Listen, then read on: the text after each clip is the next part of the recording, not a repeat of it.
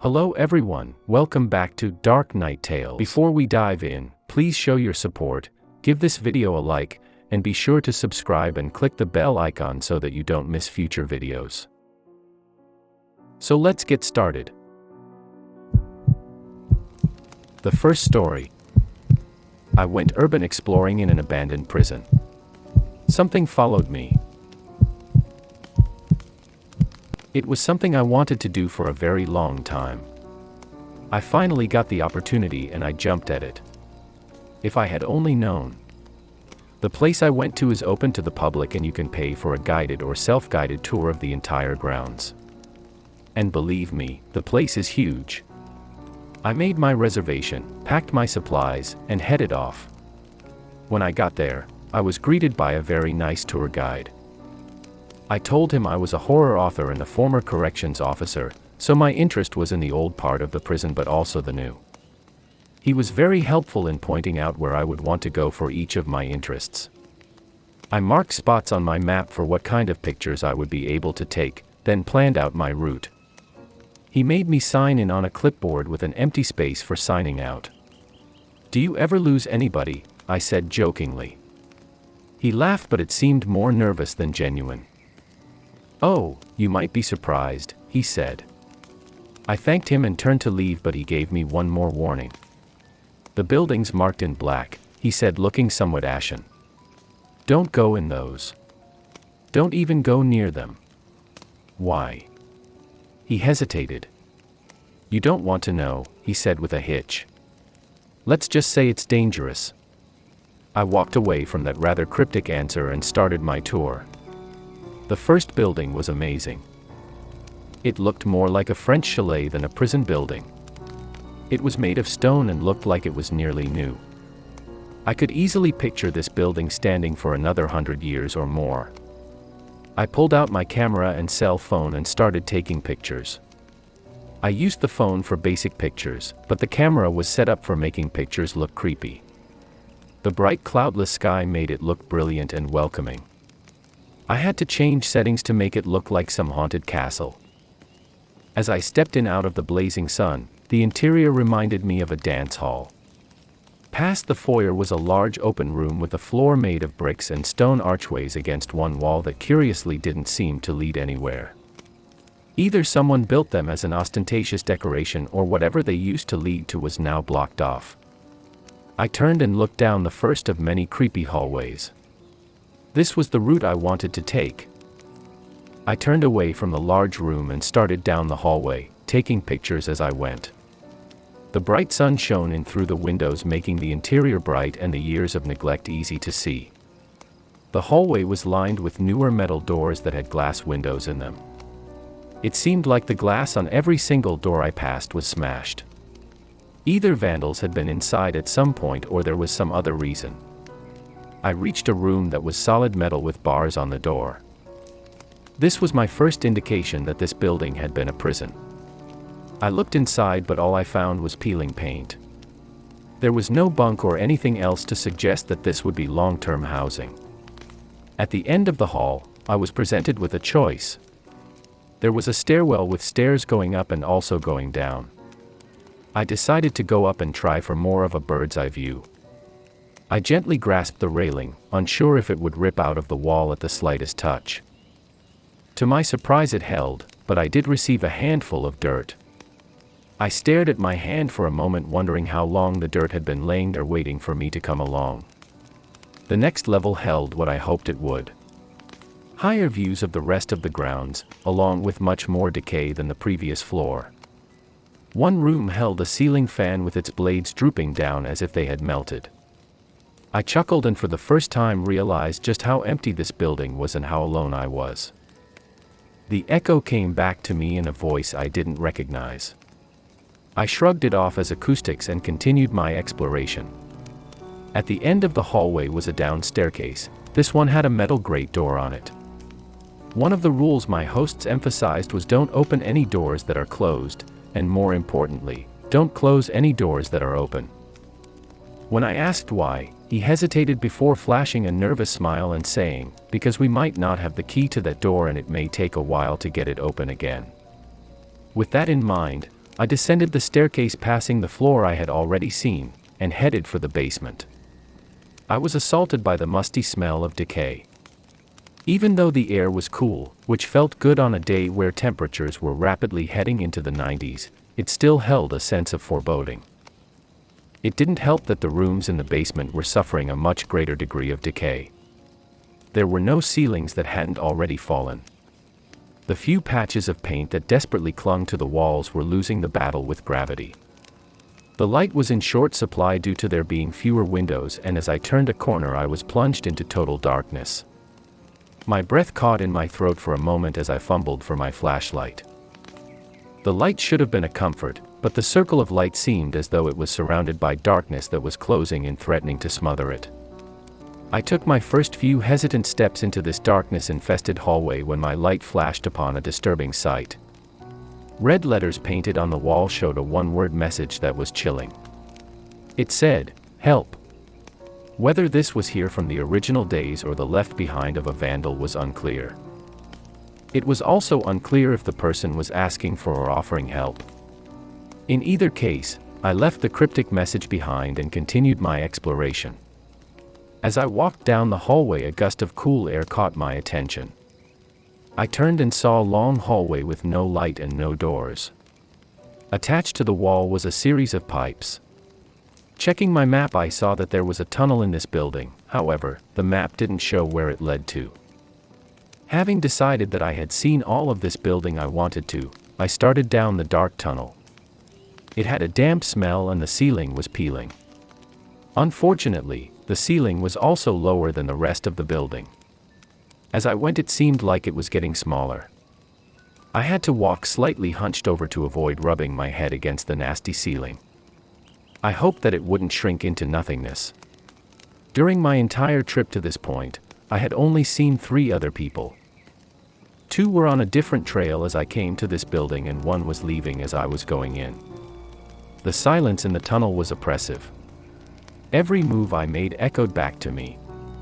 Add to that the shrinking ceiling in my mind was starting to play tricks on me. The echoes made it sound like footfalls behind me. Several times I would stop and whip around, shining my flashlight where I had come from. But there was never anything there. Despite my hesitation, my curiosity spurred me onward. I'm sure if I had timed how long I was in the tunnel, it would have been only 15 minutes of walking. But alone, in the dark, with only a small beam of light to guide me, it seemed much longer. I came across side rooms and alternate tunnels, but decided to keep going in the direction I was headed. Eventually I was rewarded with a thin sliver of light ahead of me. My mind sighed heavily at the thought of literally the light at the end of the tunnel. Just then I heard a sound behind me. This time it was unmistakable. I knew it wasn't the echo of my footsteps because I was standing still. It sounded like someone had dropped a rock. I shone my light back into the tunnel and couldn't see anything, including the rock. The hairs on the back of my neck stood on end as I turned and started toward the light with a little more zip in my step. It didn't take long for the end of the tunnel to appear. I ended up in a laundry room of all places. The industrial washers and dryers all had the glass broken out of them. The room was brightly lit, and on the far side was an awesome sight, outside. I stepped into the hot bright air and breathed a sigh of relief. It was short-lived as I began to sweat and stopped to take a long drink from one of my water bottles. As I drank, I surveyed the area and nothing about it seemed familiar. I put my water bottle away and took out the map. I studied the shapes of the buildings around me and found I had walked nearly the entire length of the property. I had started out at the southernmost border and was now almost to the northernmost. I shook my head in astonishment and then decided which of the buildings to enter next. The mess hall was to my left and I wanted pictures for my current ghostwriting assignment, so left I went. Expectations clashed with reality when I entered the building, and instead of seeing rows of tables, there was only empty space. I made my way to the kitchen and was astounded that the smell of grease still hung in the air like the ghost of myriad meals past. I traveled down a hallway, hearing voices but feeling confident they were from other explorers. Finally, I wound up in the reception. I was most excited to get some pictures of the cells and especially the recreation area for the book I was writing. The wreck was like nothing I'd dealt with before. It was a chain link fence on the bottom, and plexiglass on the top so they couldn't climb up to the ceiling. Not that it would have done any good anyway. The top was covered with razor wire. The entire enclosure only measured 5 feet by 15 feet at most. I tried to imagine having this as my only outside time, when suddenly I heard a door slam shut inside. I paused and waited for the other explorers to appear, but no one did. I tentatively left the wreck and went into Rue itself. All the doors to the cells were open except for one. I racked my brain to remember if that door had been closed when I walked through, but I couldn't remember. I began to recall the stories I had read on the prison's website about how they had housed 2 famous serial killers, each of whom had died in the prison. I tried to remember if either had passed away in Rue, but decided I didn't really want to know. I took a few pictures of the cells and moved on, perhaps a bit more quickly than I intended. The next building I entered looked like it was just hallways full of rooms for lower security inmates. There were no bars on the doors or windows. As I walked down the hallway, I noticed a gray box with a red light on it sitting in the middle of the floor. I stepped toward it, but as I got close I saw there was a man and woman in a room with a lot of equipment. Video monitors, cameras, microphones, you name it. Thinking I had just interrupted a TV show in progress, I apologized and departed that building quickly. Across from the building was the chapel. I went in and took some pictures, then headed to the basement only to find yet another tunnel. Having no desire to get lost again, I came back out and returned to the main building to chat with the guides. They laughed with me about getting lost but were curious about the man and woman with the equipment. They told me there were no camera crews scheduled for that day. In fact, they told me they didn't remember a man and woman carrying in a bunch of equipment. I eyed them dubiously, wondering if this was a joke, a misunderstanding, or something else. They did tell me that the building I had seen them in was the one that most paranormal researchers gravitated towards. Not wanting to delve any further down that particular rabbit hole, I asked about the remaining buildings I hadn't been in yet. They pointed out where I would want to go for modern pictures and for the building that had medical equipment in it. They also pointed out the morgue. All of these buildings were on the same path, so I thanked them and started out fresh. The first building I went to was one of the newer cell blocks. Cell Block D, it had been built around 30 years ago and was the prototype for the new prisons being built in the state at the time. When I walked in, I immediately felt more at ease with the newer design. It reminded me of the prison I used to work in, only on a larger scale. The block itself was shaped like a giant triangle, with the day room being in the middle of all the rows of cells. I took lots of pictures of the general area and even the cells themselves. The tables had been removed from the day areas, and strangely enough, the toilets and sinks were gone from each cell. I found that odd, because who takes all the toilets out of an abandoned prison? As I was taking pictures, 2 other explorers came into the block. I greeted them and we talked for a while, comparing notes. One of them was still working in state prison. It was nice to talk shop with someone who knew their stuff. After they left, I went over to the other side of the block. It was a mirror image of the side I had just been in. Walking into this block felt eerily like traveling to an opposite dimension. Even the air felt different. It was heavier, like there was something weighing it down. I approached this side with much less excitement. There were twin skylights built into the ceiling of each side, yet this one seemed somehow darker. It was dark enough that I pulled out my flashlight to see into the corners and spaces where the skylight couldn't reach. I pushed the creepy feeling that had been growing to the back of my mind and kept on with my mission. I was here to take pictures, damn it. I found a cell that was a little less dirty than the others and took some pictures. I wanted to get some from a different perspective, so I went inside a cell and took pictures facing out into the block. I turned and looked out the window, noticing how much darker the sky looked since I had entered the building. As I did, I heard the slightest of creaks. I turned to find something impossible. The door of the cell I was standing in was slowly going shut. My mind was in shock. I must have been dreaming. I knew there was no one else there. As I rolled through the impossibility of the situation, the door continued to shut. My mind sent out an urgent reminder. When I first came to the prison, the guides told me they don't have keys to every door. That's why they made the rule of not shutting doors. I lunged for the entrance and shoved my foot in the doorframe. It hit my foot hard. Hard enough that I almost lost my senses and pulled my foot back into the cell. I shuddered to think what might have happened. I shoved back against the cell door and it flew open, slamming back against the wall. I flung myself out of the cell and into the day room. I spun around looking for the joker who had pranked me. The day room was empty. I ran to the first 3 cells to the right and the 3 to the left, looking for someone hiding nearby who had played this trick on me. No one was there. My spine turned to ice. I had a sudden use for the missing toilets. But more than that, I had a sudden need to get the hell out of that building. I ran to the main entrance but found the door was shut. I pulled and pulled but it refused to give. I looked around for anything to pry it open with but found nothing of use. I tried looking over to the other side of the block, but that door was also now shut. Helplessness blanketed me, threatening to suffocate me. The only thought I had left was a memory from earlier in the day. I had seen this building when I came out of the tunnel. Aside from the main door, there was a side door that was open. I ran back into the block feeling like someone was chasing me. I didn't stop when I came to the door even though it was closed. I hit it solid with my shoulder and nearly sang with jubilation as the door gave way and opened. The thing I didn't count on was the steps. There were 5 concrete steps leading from the block down to the path below.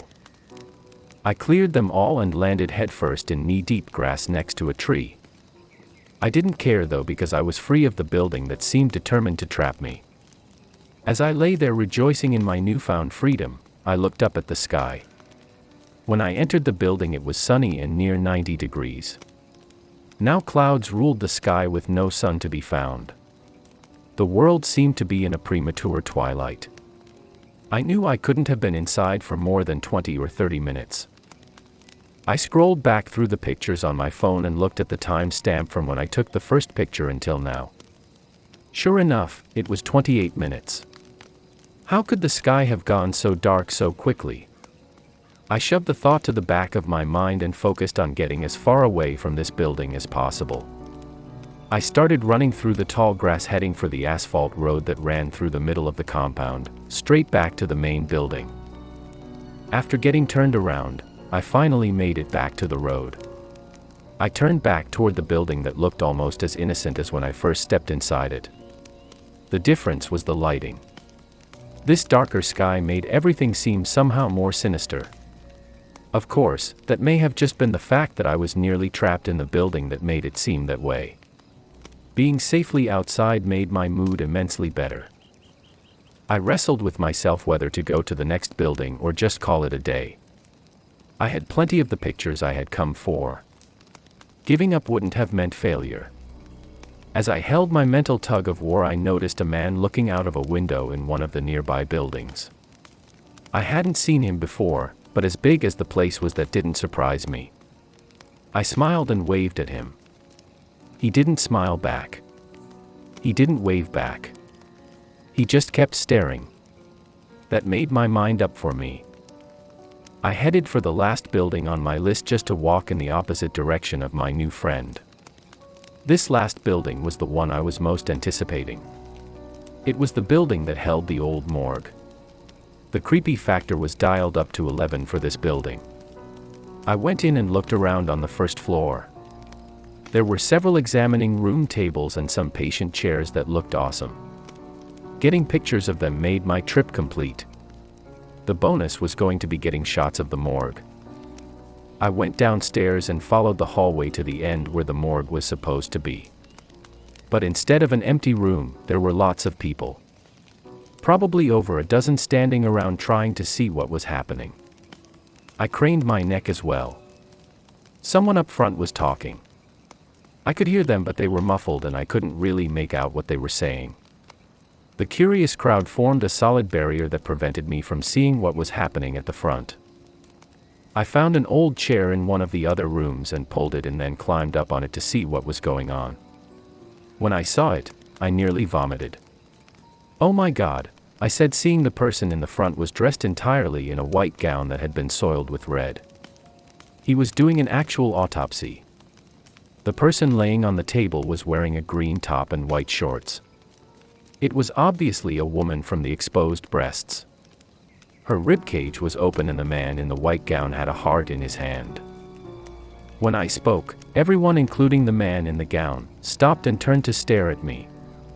It wasn't the stare you get when you talk too loud in church or a library. This was something much deeper, more malevolent. I tried to jump down off the chair, but my mind and my body didn't seem to be on speaking terms. My mind was still trying to comprehend what was happening while my body was screaming for control to get us the hell out of there. When the group collectively turned and reached for me, my mind regained itself and I took off in a flash. I ran down the hall, not even looking back to see if anyone was in pursuit. I took the stairs 2 at a time, nearly tripping as I bolted out the door. Once out in the open air, I felt some of the panic bleed away, but I didn't stop. I wanted out. I had enough pictures. And even if I didn't, I knew it was time to go. I ran down the trail only to skid to a stop. The man who had stared at me through the window was now blocking my path. He wasn't doing anything more than standing there staring at me, but I didn't want anything to do with him. I shot over to another path, running full speed, trying desperately to keep my backpack from falling off. I made the turn to cut between 2 buildings when I saw the man standing there again blocking my path. It wasn't possible for him to get here before me, let alone just standing there as if he was waiting for me, not even breathing hard. Panic fueled my steps as I raced toward another path. This was the only other way to reach the main building and escape. Once again, the man stood in the middle of the path, blocking it. I paused for a moment to catch my breath. The man made no move toward me, he merely stood there. I turned and saw the people from the morgue pursuing me. This was it. I had no choice. I ran straight at the man. He didn't move. I lowered my shoulder to ram into him, but when I reached the point of contact, there was nothing there. I felt cold for an instant and then I was on the other side of him. I nearly stumbled but regained myself and kept running. I could see the main building and nothing else mattered. Out of the corner of my eye, I saw some of the morgue people running down other paths trying to get ahead of me. I kept running as fast as self-preservation would carry me. At the end of my life and death race, I burst through the door and ran into the building. I didn't know what I was going to say to the guides. If I would chew them out for their deadly game or if I would tell them to run.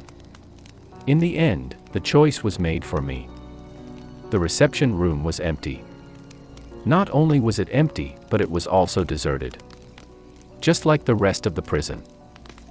I picked up one of the maps they had given me just this morning and it crumbled in my hand as though it was ancient. I didn't take more than a fleeting moment to ponder this before I heard the back door. I ran out the front toward the parking lot. It was empty. Only my car remained. This morning, not 5 hours ago, the lot had been full with over a dozen cars. Now not a single one remained. This was yet another question that would wait until later. I jumped in my car and drove out of there at breakneck speed. It wasn't until miles down the road that I slowed to the speed limit on my way home. Things haven't been the same ever since I visited the prison. Everything's different. My house looks like my house, but it doesn't feel the same. It's like that feeling of being watched, that constant being on edge that I just can't shake. Days later, I'm still trying to figure out what happened. I looked up the website for the prison, but it was gone as if it never existed. I tried, many times, to build up the courage to drive past the prison and see if it was still there. I know it wasn't a dream. I still have the pictures on my phone. I tried asking people online if they knew anything about this old prison or the phenomenon. No one answered.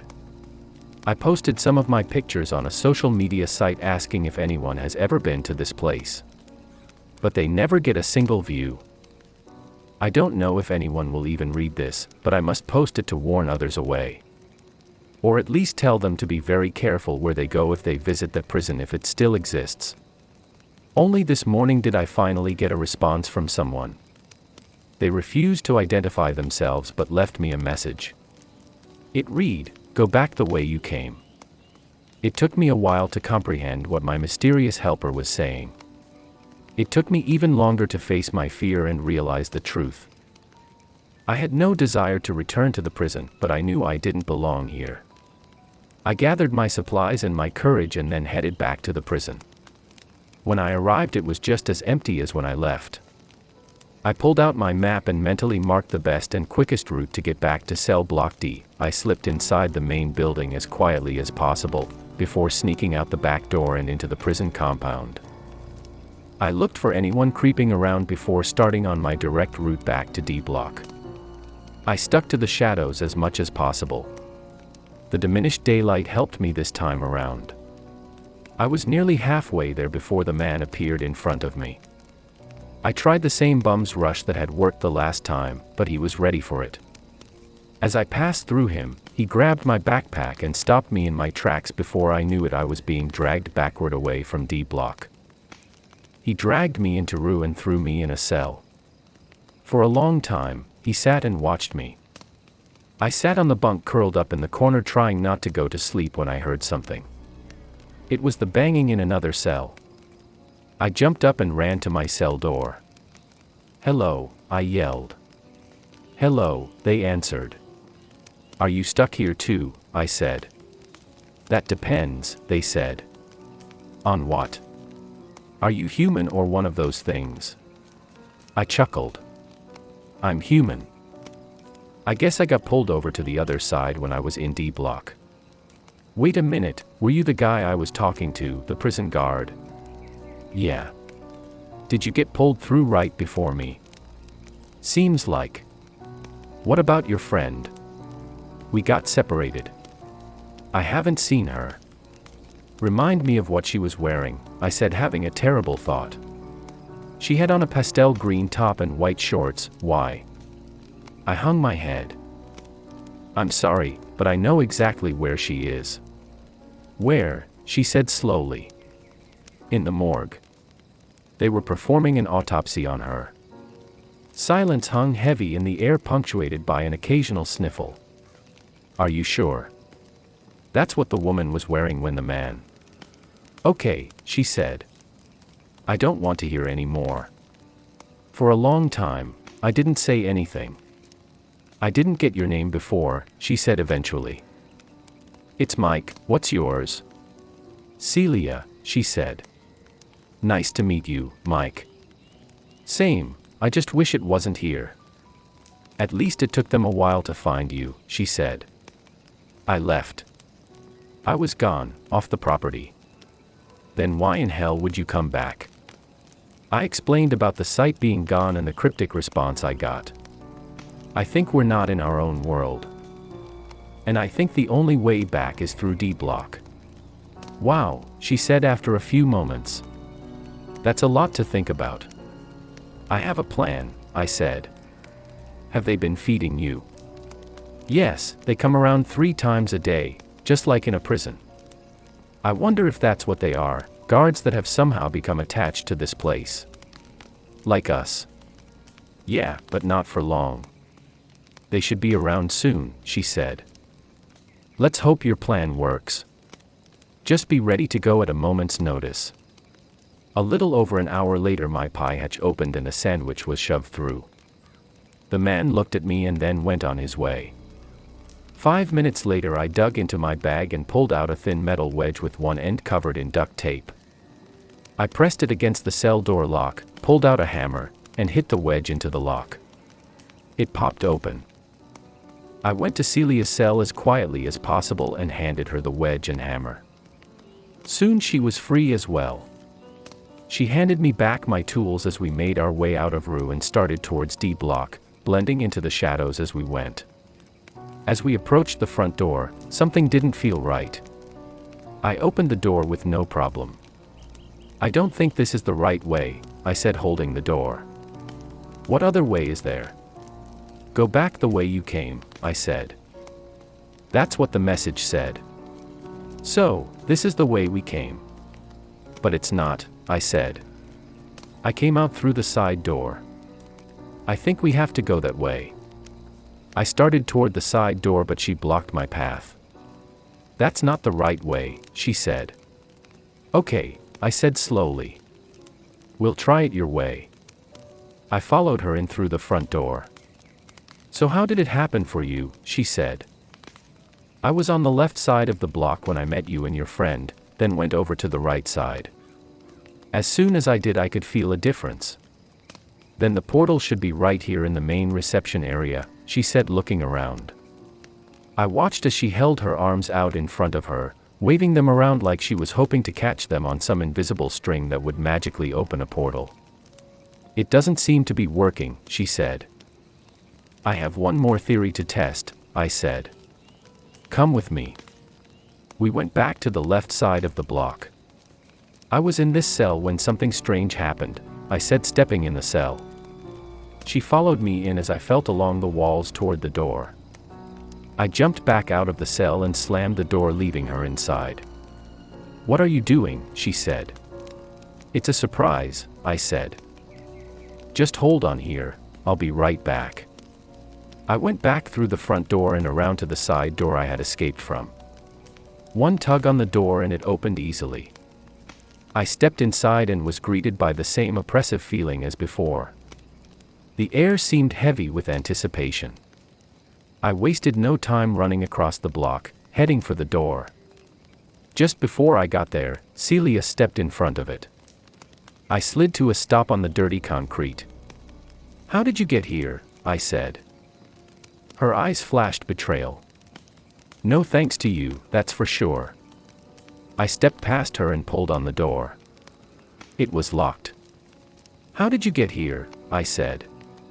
"It must have locked after I came through," she said. "Help me open it," I said, pulling on the door. She came to my side and pulled as well. After a minute we both stopped, breathing hard. "Is there another way out?" I said. "I don't know." "What about the side door?" "What about it?" "It was open." "Go check to see if it locked after I came through."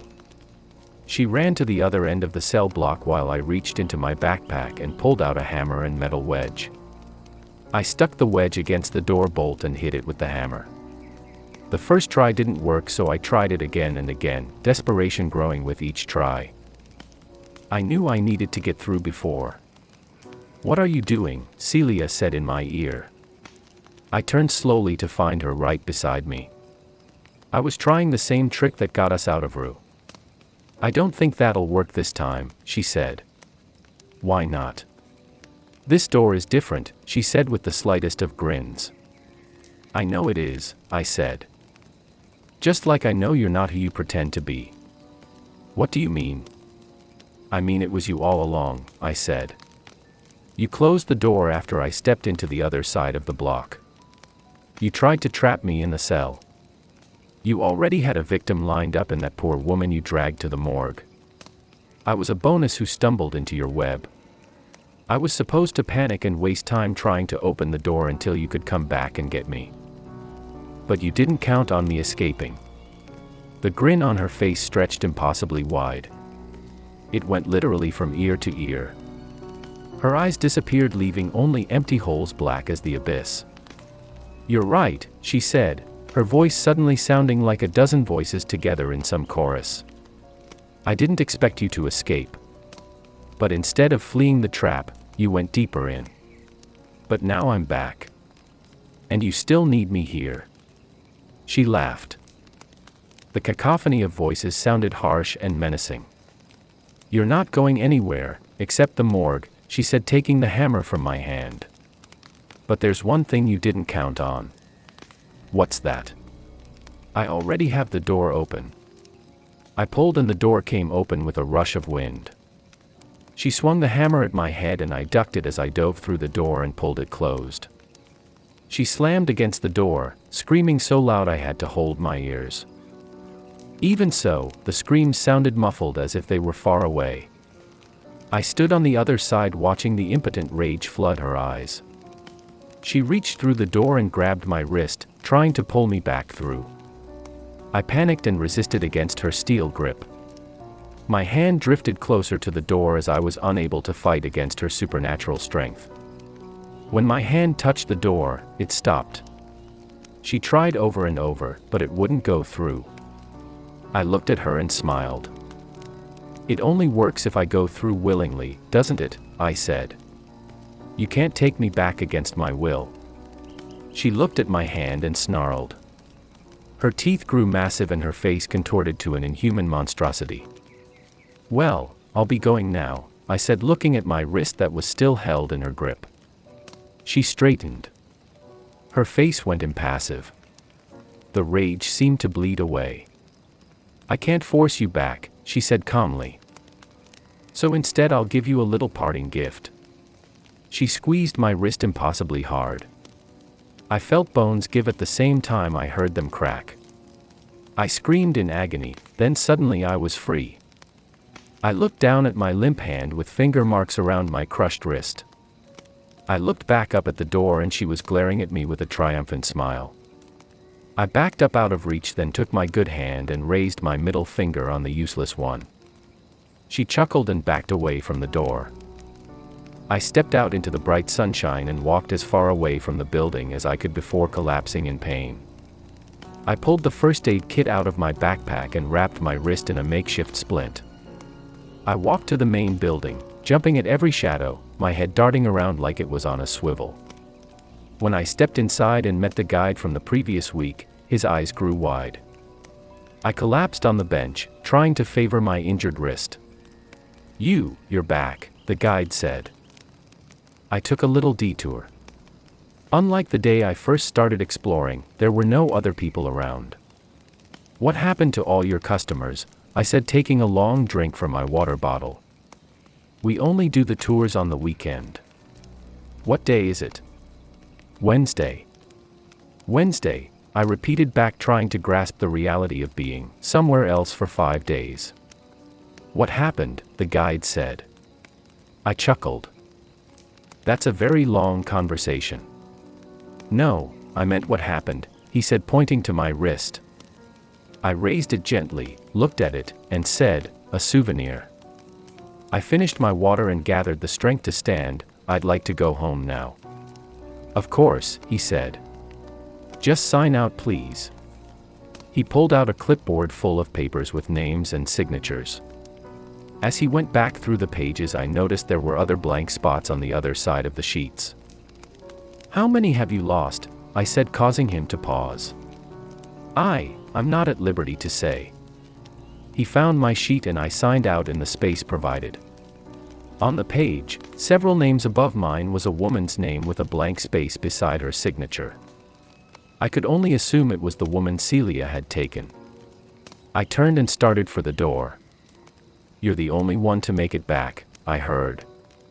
I turned and looked at him, but he acted like he hadn't said anything. I stepped out into the bright sunshine and shielded my eyes as I looked for my car. It was right where I had left it. 5 other cars sat in the parking lot. I wondered which one belonged to the woman who wouldn't be coming back. I'm posting this story here as a warning. Sometimes places are abandoned for a good reason. The second story.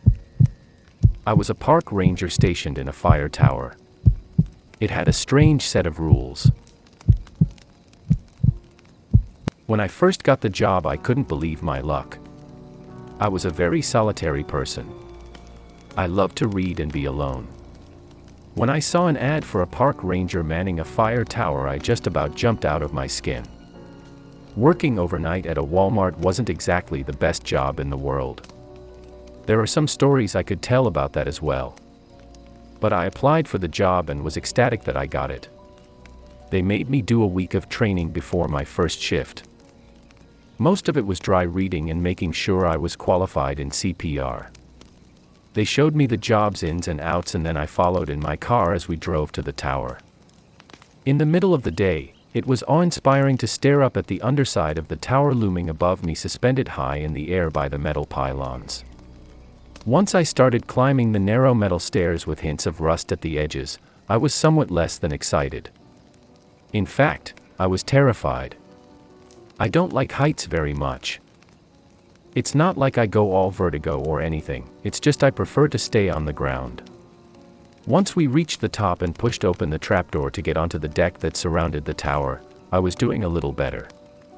I opened the door that led into the tower's interior. Looking around the room made me forget all about the terrible climb.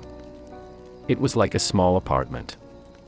There was a small refrigerator, sink, counter, cupboards, and a small table. In the center of the room was a table with a map permanently attached to it. Of course, there were windows all around. There was a 360-degree view. As you would expect for a fire tower in the middle of a state park, the view was absolutely amazing. I could see the peaks and valleys for miles in every direction. It was a photographer's dream. The other ranger explained what was expected of me.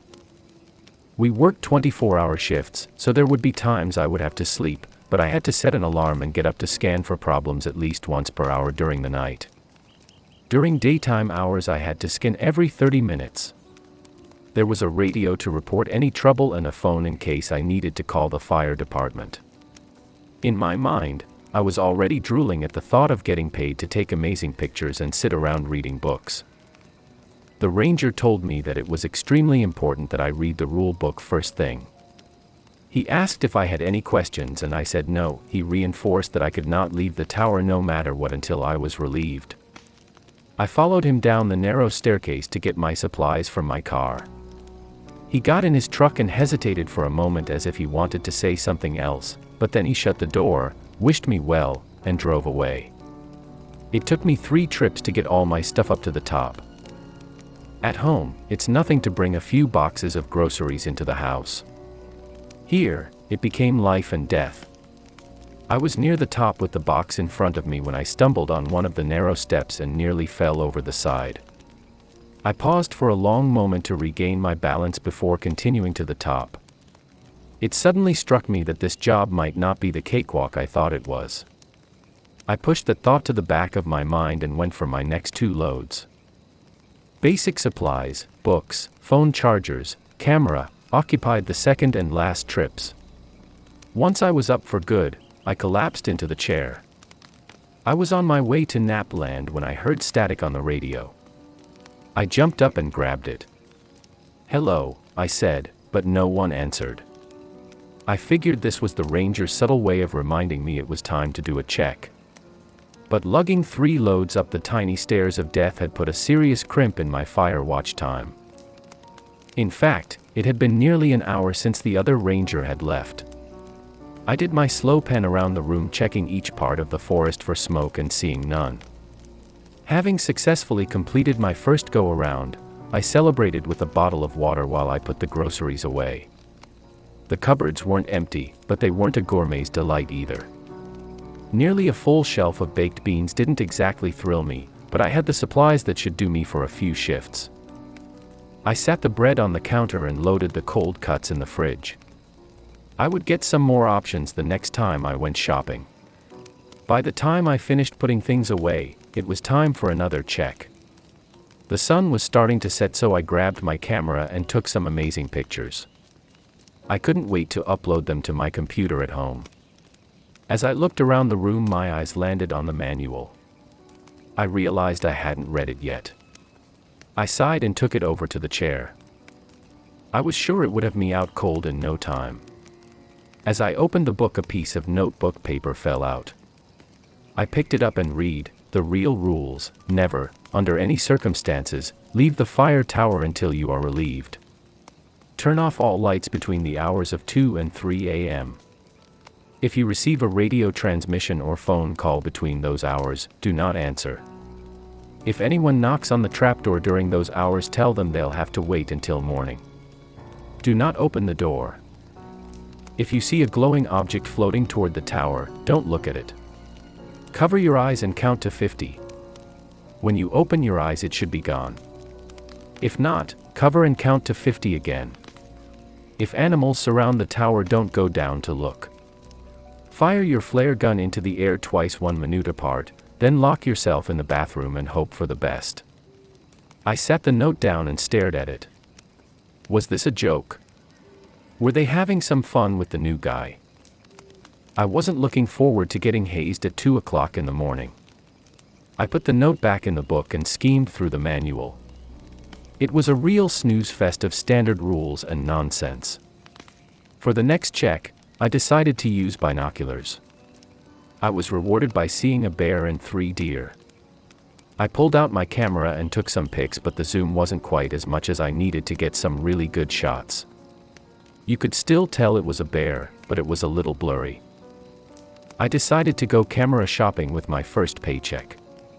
What's the use of having this spectacular view if I can't take good pictures of it? Soon after sunset came the twilight. The sky lit up a brilliant orange. I took some more pictures and did my scan. I was just about to go back inside when I noticed a thin wisp of smoke in the distance. I grabbed my binoculars and tried to get a better view, but there were too many trees in the way. I pulled out my compass and got a general direction, then grabbed the radio and called the ranger on duty. I told him I had a fire, and gave him the direction and general distance. He acknowledged and said he would check it out. I stayed glued to my binoculars waiting to see the smoke lessen. Minutes seemed to each take an eternity as the smoke continued to rise. Nearly a half hour later the radio came to life. "Hey, rookie," the ranger said. "Did you find it? Did you put it out? I still see smoke." "Did I tell you the wrong place?" I said into the radio all in one breath. "Whoa there," he said. "Everything's fine. It was just a campfire." "A what?" "A campfire," he said. "Nothing to worry about." "A campfire," I repeated in a daze. "Yeah, you'll want to see more smoke, and it should be a lot thicker and darker before you call it in." I stood in silence, my face beat red with embarrassment. "Cheer up," the ranger said into the silence. "At least you didn't call the fire department." I looked over at the phone knowing I was mere minutes from doing that very thing. "Yeah, thanks," I said. "Sorry about that." "Don't worry, kid," he said. "At least you erred on the side of caution instead of letting the forest burn down." I put my face in my palm and shook my head. So much for a good first impression. Twilight had faded, leaving a few last vestiges of light as the clouds transformed from dirty gray to black. I began to realize just how alone I was out here when the canopy of the night fully fell. Doing my checks from inside was nearly impossible. I had lights on, and every window I looked out of became a mirror of me looking back in at myself. Alone in a wooden box suspended 100 feet above the ground made it that much creepier. I stepped out onto the deck in the cool evening air. The total darkness was oppressive. I couldn't see anything. How was I supposed to see smoke? I did a slow walk around the deck, looking out blindly at the trees. As my eyes adjusted, I was able to make out some shapes of the mountains and even the soft glow in the distance of the nearest town. That was small comfort to know that things still existed out in the world and I hadn't been plunged into this cover of darkness.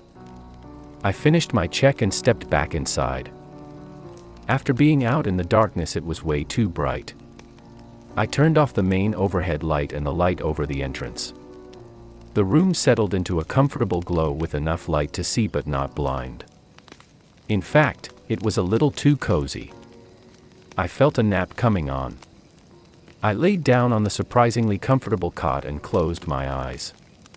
I woke sometime later to static sounding on the radio.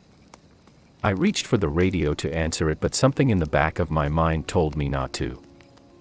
I looked at my watch and it said, 2:12 a.m. I froze. Looking around the lit room, I thought about the strange rules I had read earlier. I reached up and turned off the light, plunging the room into darkness. As my eyes adjusted and I could see a few things, I looked out the window and could swear I saw someone peering in at me. Just then I heard static on the radio. There was a voice trying to get through, but it seemed too weak.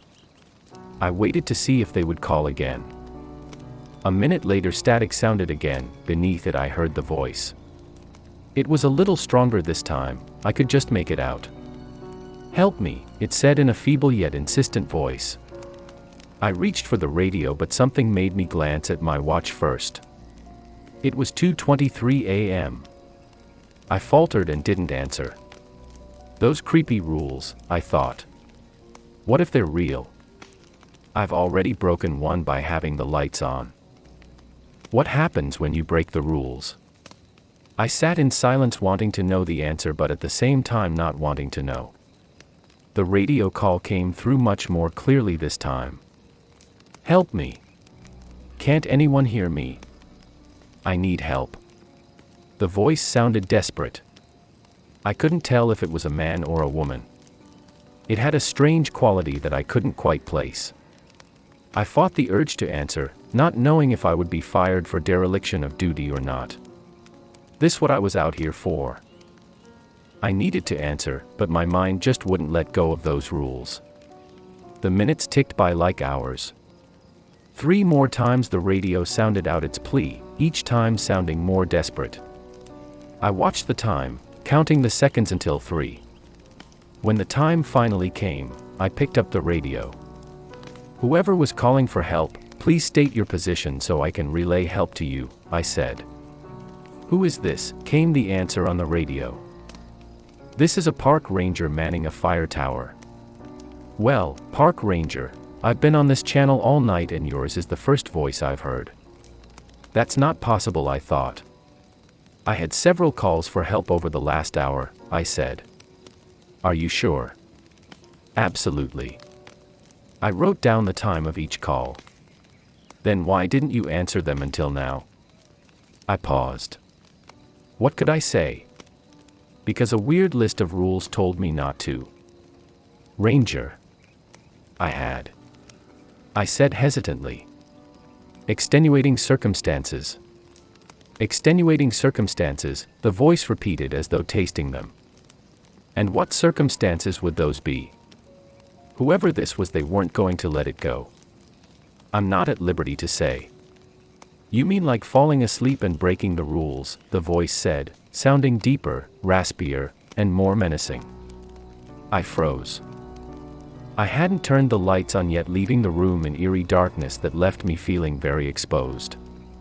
I slowly panned around, looking out the windows and remembering the earlier feeling of being watched. "You can look all you want, but you won't see me," the voice said. "It's after 3, I said, hoping the terror I felt wasn't evident in my voice.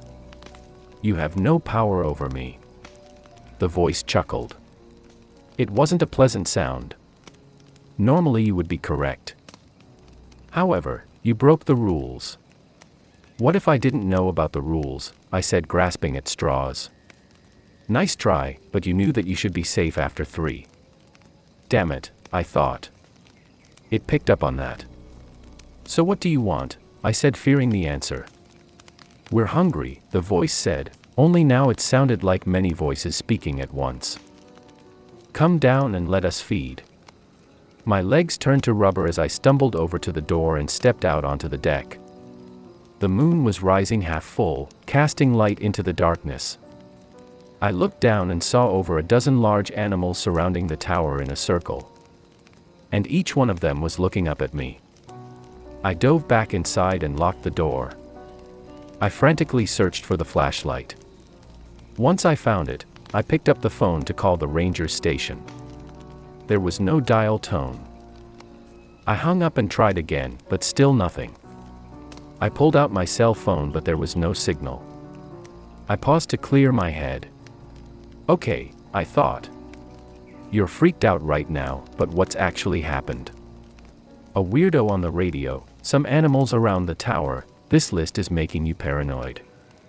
Just then I looked outside and there was light off in the distance that looked like an airplane. The problem was it was heading straight toward me. It was mesmerizing. I found myself staring into the rapidly approaching glow until I realized it was going to ram into the tower. I found the best cover I could on the opposite side of the room and surrounded myself with as much furniture as possible. Being that the furnishings were sparse, that meant I dragged the chair over in front of me. I covered my eyes and hoped for the best. I may or may not have mumbled one of those, "I promise I'll be good if you get me out of this" prayers. The seconds tumbled into minutes. Nothing happened. I peeked over the edge of the counter and the light was gone. I breathed a sigh of relief and wondered why I hadn't heard any engine sound. I decided it was because I was too busy ducking for cover. Then it hit me. I grabbed the manual and pulled out the list of rules. There it was, rule number 5. If you see a glowing object floating toward the tower, don't look at it. Cover your eyes and count to 50. When you open your eyes, it should be gone. If not, cover and count to 50 again. I read over the rules again and realized how many had come to pass. For a long moment, I thought that maybe it was an elaborate joke. Some of the rangers yanking the rookie's chain. But there was too much I couldn't explain. The radio transmissions, the glowing light, the animals surrounding the tower. Then I realized I had broken that rule too. I hadn't fired the flare gun as instructed. I dug through the cupboard where the emergency supplies were kept and found the gun. I grabbed 2 flares and stepped out onto the deck. As I questioned the intelligence of firing flares that could end up causing a forest fire when I was supposed to be trying to prevent them, I heard a strange sound. I held my breath and cocked my ear for a better listen. It wasn't just one sound, it was many. I glanced over the side of the rail toward the ground and saw the animals all growling and pawing at the ground, working themselves in a frenzy. I backed away and loaded the first flare, then pointed up and fired. It rose majestically, glowing blood red until gravity slowed its ascent and pulled it back to Earth.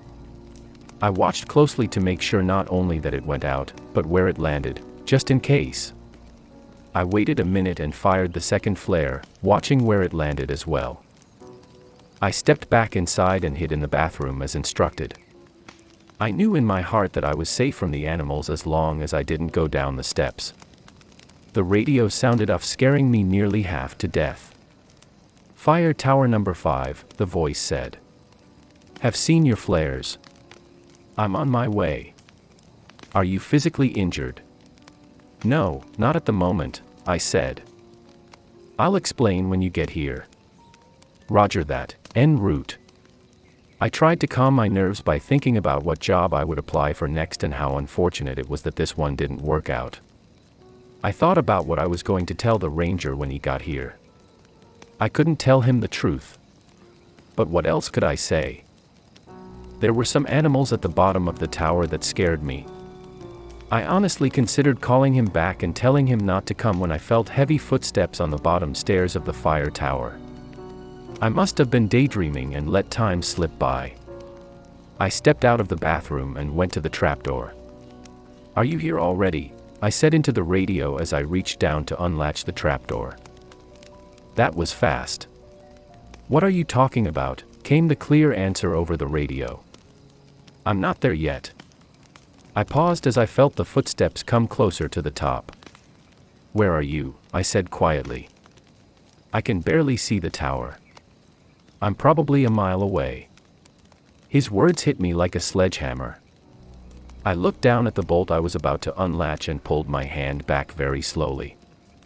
"Which direction are you coming from?" I said. "Southeast." I looked in that direction and sure enough, I could see headlights approaching. The radio sounded again, but with a slightly different voice. "Tower, ignore that last transmission," it said. "I'm already here, let me in, please." I stared down at the trapdoor as though it wanted to bite me. "Tower, let me in," it said more insistently. I backed away as something began beating on the trapdoor with tremendous force. The boards shook with every impact. I stepped inside and locked the door, then barricaded it with my only loose piece of furniture, the chair. Tower 5, I don't know who that is talking to you, but it isn't me. Do not open that door, repeat, do not open that door." I backed into the bathroom with the flare gun in hand and locked the door. The pounding on the trapdoor became louder. I knew it wouldn't take much more of a beating. The whole room shook with every impact. I closed my eyes and prayed in earnest this time. And then my salvation came in the form of the engine sound of a pickup truck. I knew the real Ranger was here.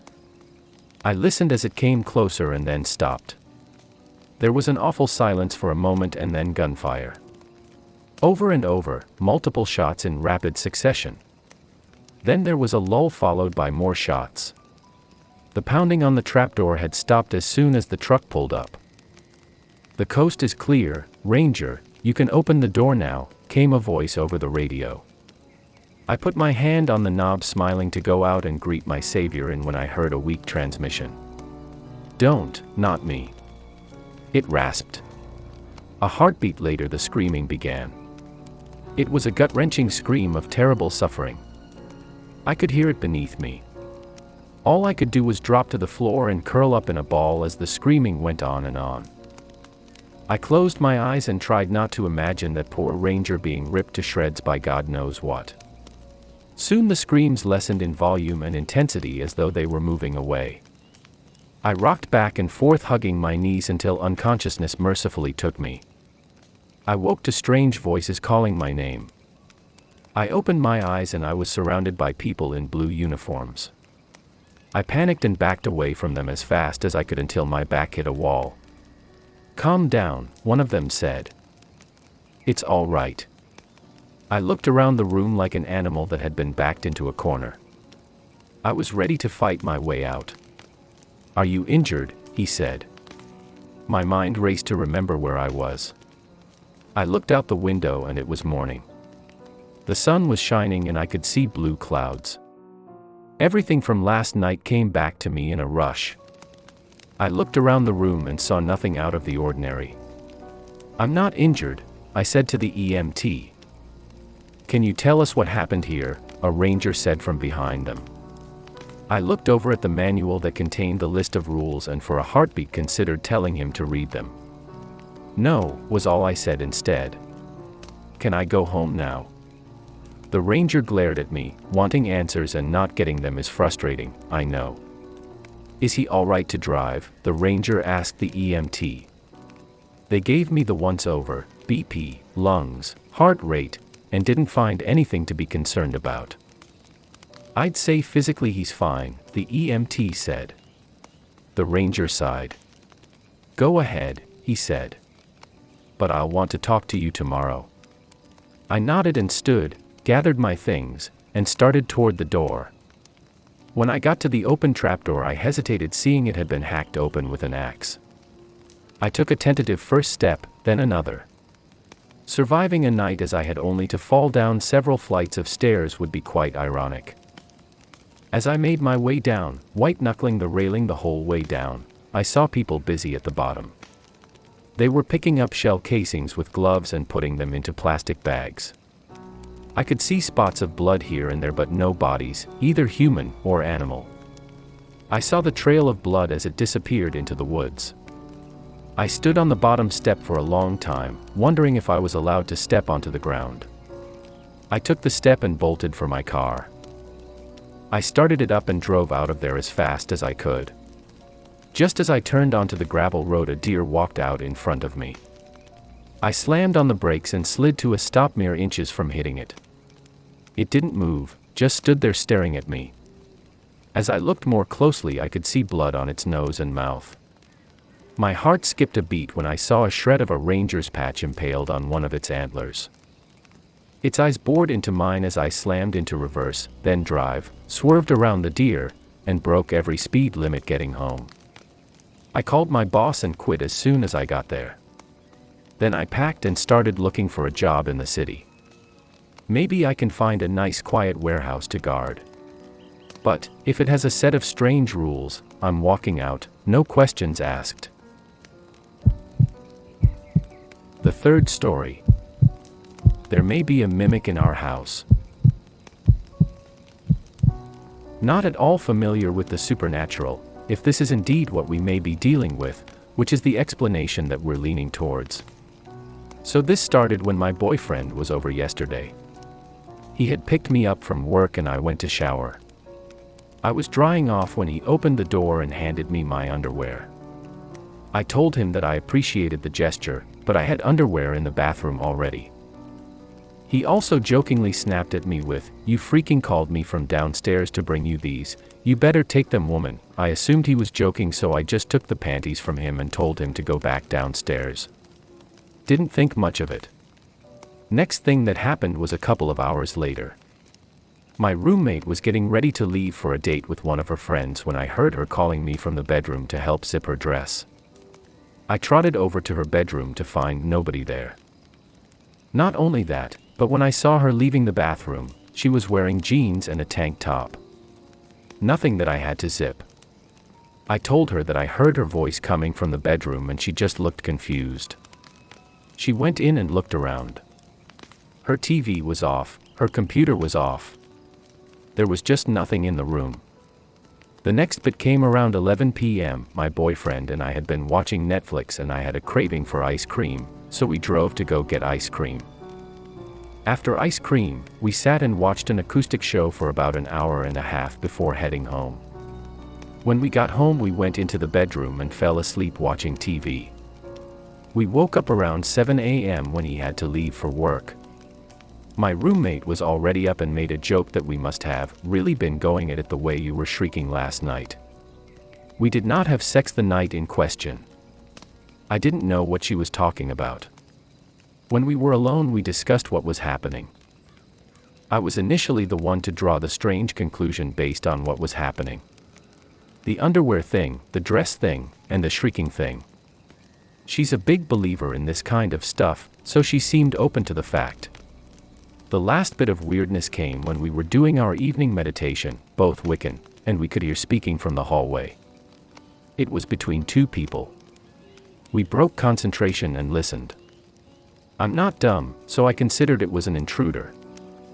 Then clear as day through the door we hear, "Night y'all," and a high-pitched giggle. Both of those things are what my roommate does and says when she passes by my room and I'm with my boyfriend at night. We lit some sage throughout the house while saying a prayer. I'm not sure if that'll do any good. We also want to have the house tested for carbon monoxide and mold. And it's totally cool if you read this and don't buy into it, because I'm not like %100 sure that I do either. The fourth story.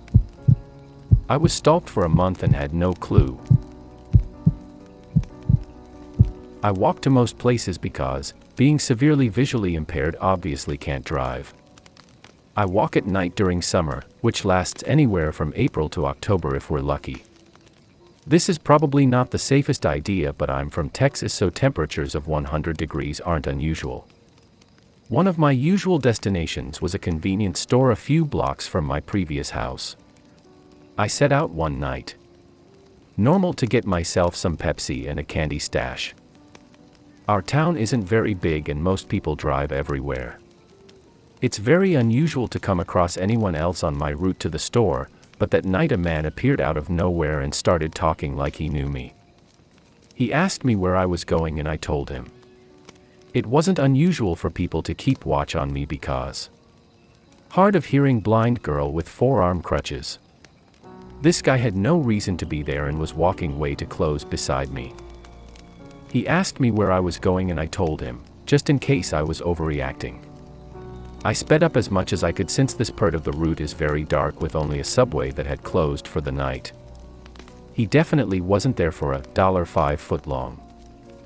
I tried to appear calm, though the alarm bells were ringing and I was shaking to the point I was afraid I'd drop a crutch, which was probably the worst thing that could right then, especially after started asking what I liked in the bedroom and he could easily have his way with me in the ditch and no one would know. You felt sick but continued my walk. The store was only about 20 yards away. I knew the guy that was on the graveyard shift.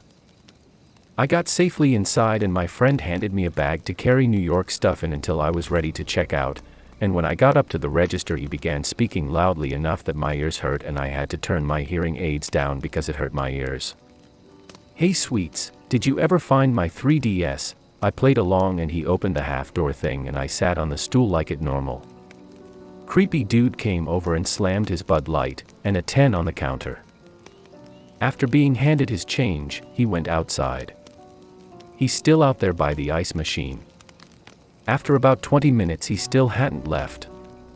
My friend called his manager, and after explaining the situation, she told him to lock up and run me home.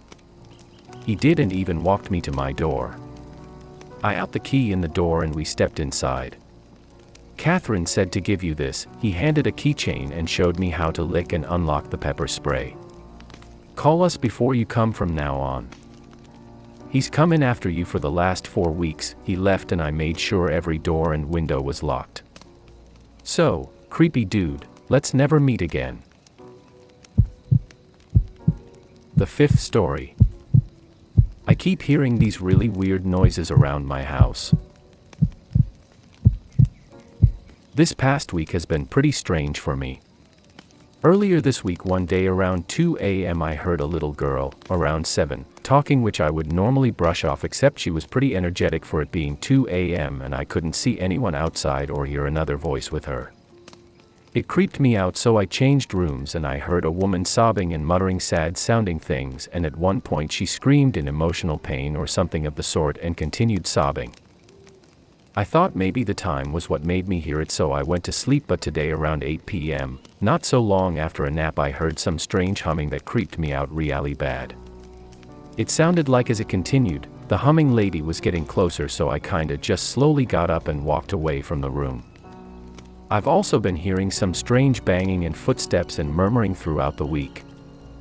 So I thought it was about time to get this off my chest without my religious mother getting me an exorcism. Anyone have any theories on what's happening? Or tips maybe? The sixth story. I'm glad I didn't open the door.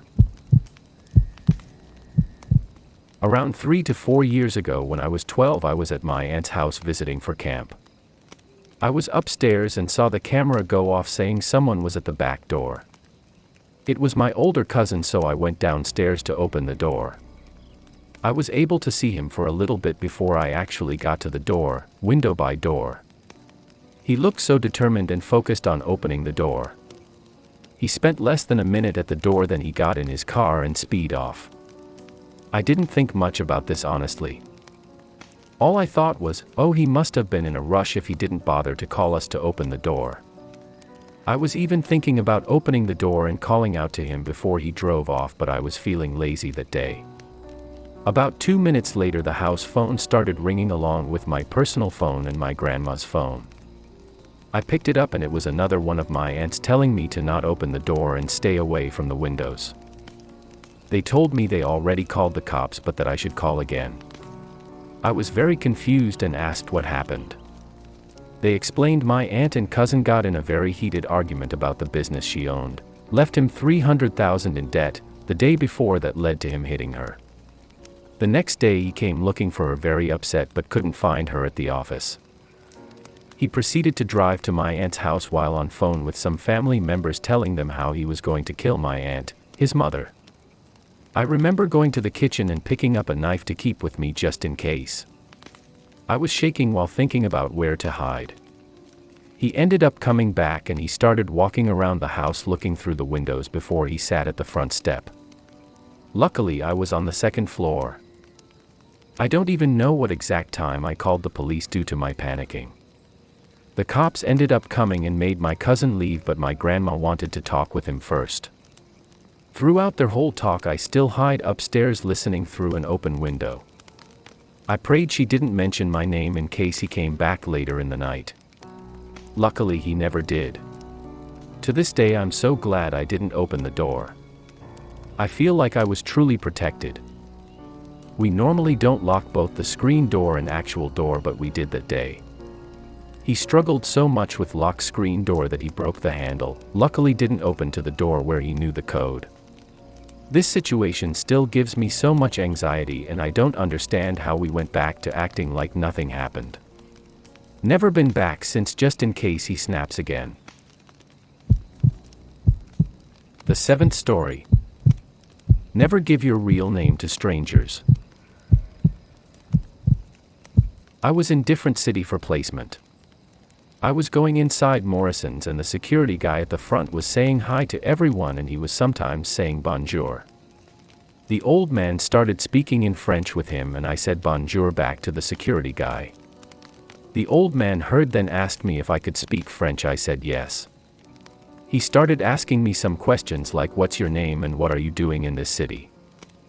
Stupid as I am, I gave him my real name and said that I was here for placement in this hospital. We said bye to each other and didn't think about it anymore. This happened on a Wednesday. I went back to the hospital on Tuesday.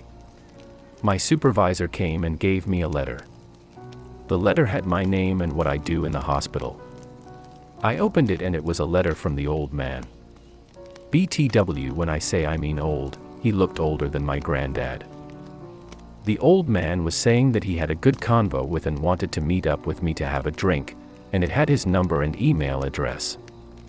I was a bit freaked out to go back to Morrison's, and from that day I tend to give a fake name to strangers. I thank God he wasn't like a mad person because he basically knew where to find me if he wanted to. So guys, don't be stupid like me and never give your name and what you do or where you work or live. Stay safe XX. The 8th story. When I was 5 years old, I was lifted into the air by a ghost/spirit while I was standing in the living room of my parents' home, and then 40 years have passed. My childhood home was destroyed in a hurricane and now my family and I have built a home in its place. The ghost/spirit must be connected to the land itself because it continues to come through, but only within a certain radius of the home/land.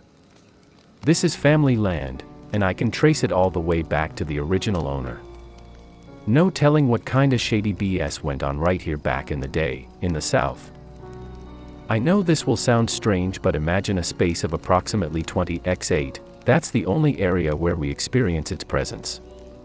My question goes beyond the obvious. I agree with what you're about to say. Someone was probably buried in that spot and they have not crossed over. Does anyone know anything about ghost/spirit access points, for a lack of better words, like, are there certain areas, or access points, portals, or whatever that make it easier for them to make contact with the living, or it?